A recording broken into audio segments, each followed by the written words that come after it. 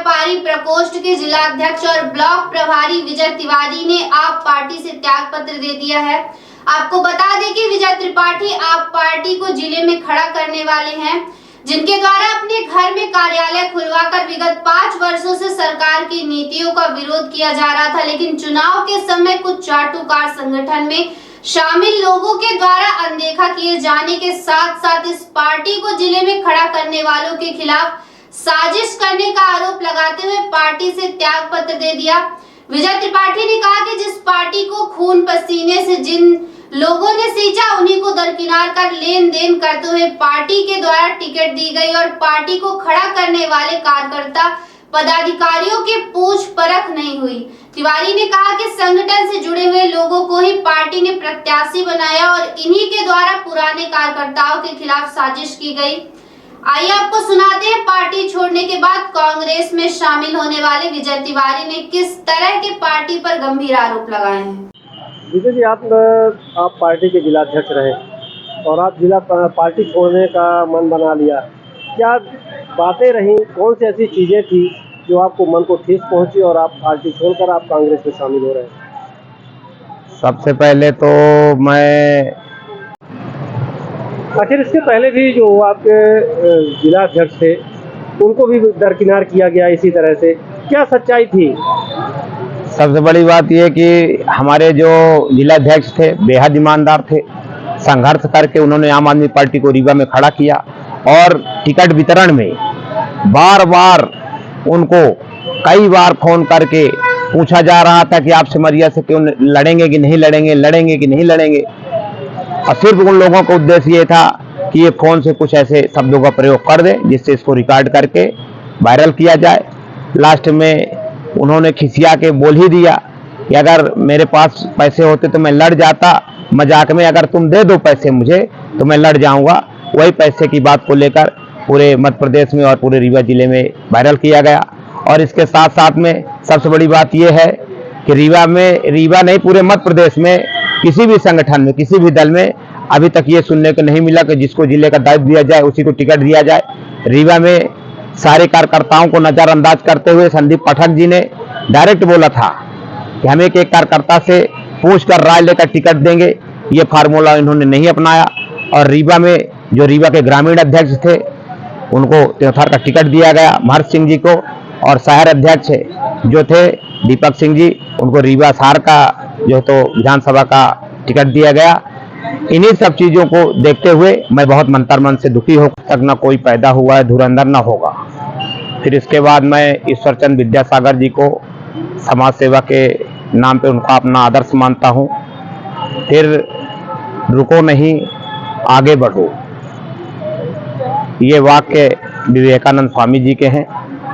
उन्हीं के आदर्शों को मानते हुए आज हम विवेकानंद पार्क में ये आम आदमी पार्टी का जो अब तक का रवैया रहा उससे नाखुश होके मैं आम आदमी पार्टी को छोड़ने का मन बना लिया है।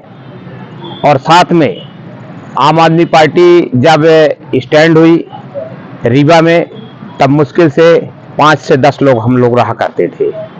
उस 5 से 10 लोगों में हमने 2017-18 से पार्टी में आए और बहुत सुंदर पार्टी को गति मिल रही थी, पार्टी बहुत आगे जा रही थी। पार्टी को हम लोगों ने अपने खून पसीने से सींचा था, पार्टी मजबूती की ओर गई और आज का जो परिदृश्य दिख रहा है पार्टी में वो बहुत ही क्रूरतम और भयानक है। इसके लिए हमारा मन हृदय से व्यथित और दुखी है। इसलिए हम आम आदमी पार्टी को छोड़ें। और सबसे बड़ा कारण जो रहा आम आदमी पार्टी में जब हमारे प्रदेश अध्यक्ष पंकज सिंह जी थे और रीवा में हमारे पूर्व जिलाध्यक्ष प्रमोद शर्मा जी थे, बहुत सुंदर पूरे मध्य प्रदेश में विस्तार करते हुए पार्टी ने इस मुकाम पे अपना स्थान बनाया। लेकिन कंट्रोल जो पंकज जी ने किया था आज वो कंट्रोल पार्टी में नहीं रहा। रानी जी हमारी प्रदेश अध्यक्षा जरूर रही हैं लेकिन उनका भी नियंत्रण कमजोर रहा। खासकर रीवा में रानी जी का जब एक होटल में एक बैठक चल रही थी, तो जिस व्यक्ति को जोड़ा गया था कि चलो पार्टी का ये विस्तार करेंगे, पार्टी को आगे बढ़ाएंगे, पहली मीटिंग में ही उन्होंने रानी जी के ही सामने शीशे की गिलास मेज में रखी थी और उसको पटकते हुए उन्होंने ये दिखा दिया था कि इसी अंदाज में हम पार्टी में रहेंगे, और वो गिलास गिरी और चकनाचूर हो गई। हम लोग हतप्रभ रह गए, सारे हमारे कार्यकर्ता मुंह देखते रह गए एक दूसरे के कि ये कौन सी संस्कृति का शुरुआत हो रही है। हम लोगों ने उसी दिन भाप लिया था कि ये जो नए सामंतशाही लोग आ रहे हैं, इनका यही रवैया रहा तो लगता है पार्टी बहुत दिनों तक टिक नहीं पाएगी। कुल मिलाकर प्रदेश स्तर पर जो आपकी प्रबंधन था, इससे असंतुष्ट हैं या जिला स्तर पर जो थे आप? हम लोग वर्तमान जो प्रदेश से है, आपके जो सेंटर टीम से आए लोग थे, उन लोगों को यहाँ के स्थानीय नेता सामंतशाहियों ने अपने कब्जे में लेकर उनको उनकी मांगों को पूरा करते हुए अनावश्यक रूप से जो वो कहते गए और सेंटर के टीम के लोग उनके अगुआ होकर वो कृत्य करने लगे जो नहीं करना था। क्या टिकट वितरण में भी कुछ इस तरह का भेदभाव हुआ, लेन देन का बात हुआ या दबाव जाति व्यक्ति विशेष को महत्व दिया गया? टिकट वितरण में बहुत बड़ा भौसा हुआ। भौसा ऐसे हुआ कि जो जिले के लिए कोऑर्डिनेटर वहां से दिल्ली से भेजे गए थे, 3 थे, अविनाश झा, अभिषेक सिन्हा और इनके पहले राशिद खान जी। तो इन तीनों को यहाँ के स्थानीय जो वर्तमान के संगठन के पदाधिकारी हैं, जिले के पदाधिकारी हैं, उन लोगों ने इनको हाईजैक कर लिया और ये जैसा कहते गए वो उसी तरह से करते चले गए। आप किस पद में थे और अब कौन सी पार्टी? मैं आम आदमी पार्टी को मैंने खड़ा किया। मैंने अपने यहाँ स्वयं कार्यालय दिया, कार्यालय का उद्घाटन किया 2020 में, और पार्टी निरंतर अच्छी चल रही थी। लेकिन जब से ये नए लोग आए, इन लोगों ने वहाँ के कार्यालय को बंद कर दिया, अपने स्तर से नया कार्यालय खोल लिया और साथ में वहीं से हम लोगों का स्थान घटाया गया और साथ में आपके हम लोगों का मान सम्मान गिराया गया। कोई सुनने वाला नहीं था, 2-4 लोग सारे निर्णय लेने लगे।